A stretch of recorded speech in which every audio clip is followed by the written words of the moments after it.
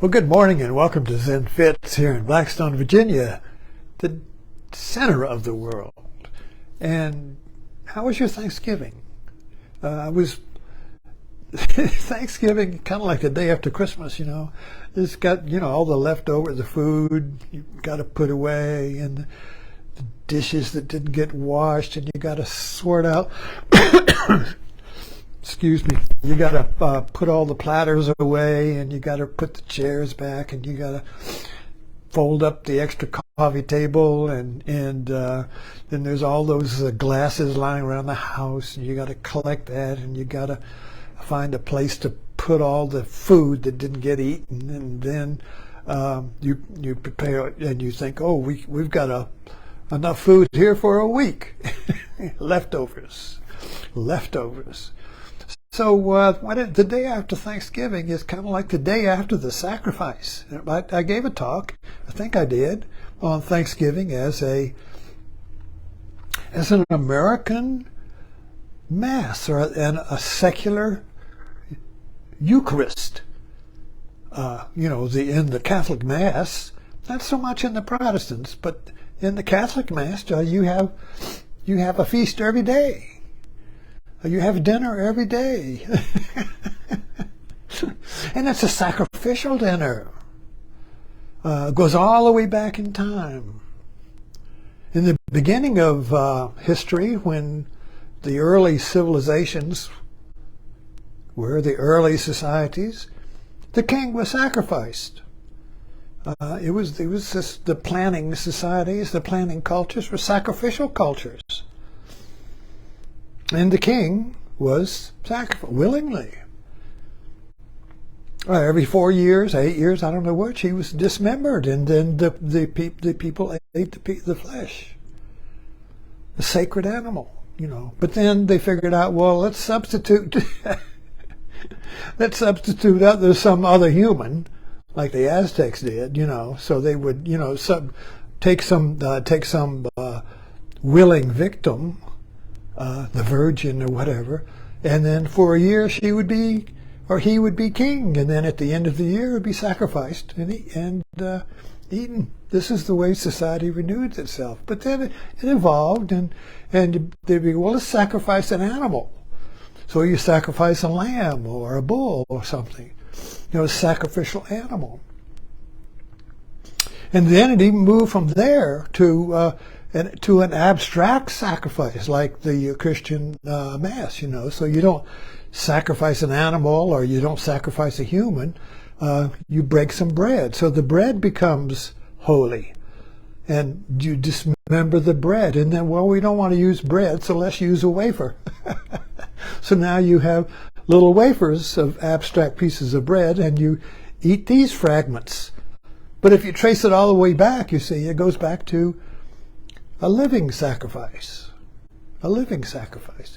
And another thing about we can learn a lot from the Mass. I've always loved the Catholic Mass, and I think it was because I first really understood it when I was reading Thomas Merton, a Catholic who became a Trappist monk. But the Mass was such a great metaphorical experience. He was able to help me to really understand the a sneeze coming up, to go into the depth of it. And one of the things about the Mass is that the priest must eat the leftovers. In other words, whatever the wafers, whatever the wine, a lot of cartoons about this, but he has to drink the wine and eat all in other words, just like Mother used to say, eat everything on your plate now. Remember the starving Koreans or whatever. But eat everything on your plate, My wife is like that. She eats her plate clean. Me, I always leave some for the gods. I always leave bits and pieces here and there. It's a mess. Her plate's clean. I mean, this goes back to childhood, but it's the idea of eat the sacrifice, don't leave anything, leftovers. The gods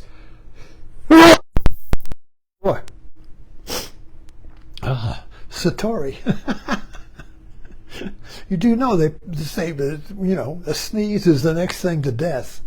Because when you sneeze, you just kind of blow the light of your mind out.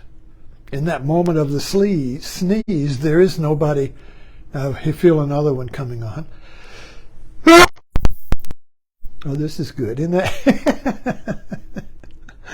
The sneeze is satori because in the sneeze, there is no one sneezing. There's just the sneeze. Anyway, I digress. So the idea we're working on here is to clean your plate. Don't leave anything there.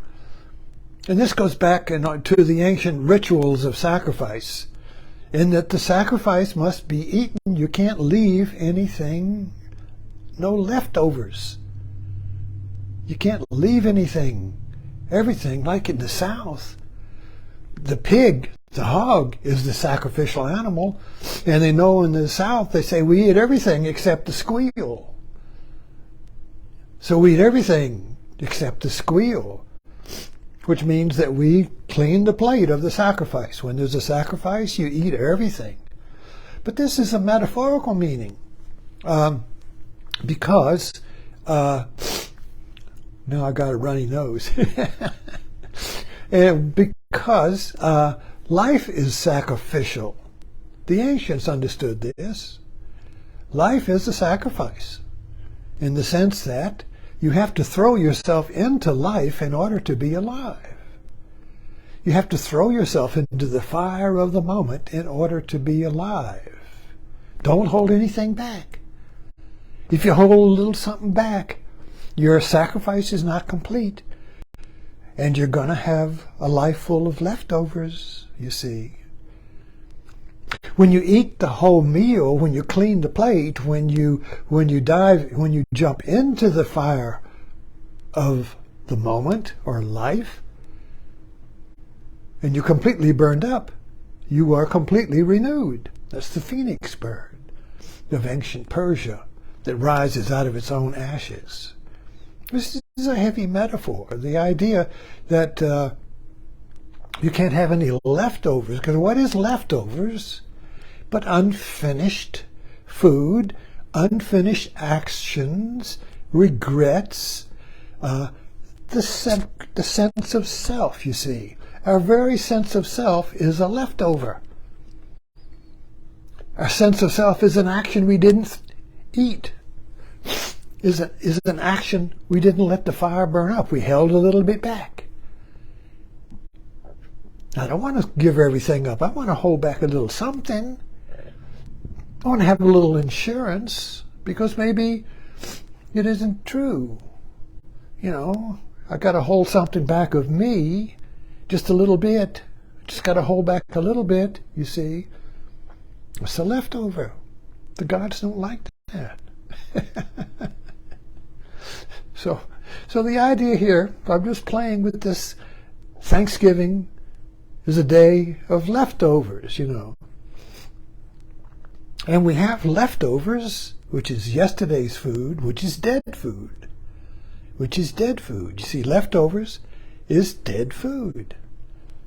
The food maybe would be fresh on the day of the feast, but if we don't eat it all, if we don't eat the moment up, you see, we have leftovers. And these leftovers are kept in words. The leftovers from the turkey and the dinner is kept in little containers in the refrigerator.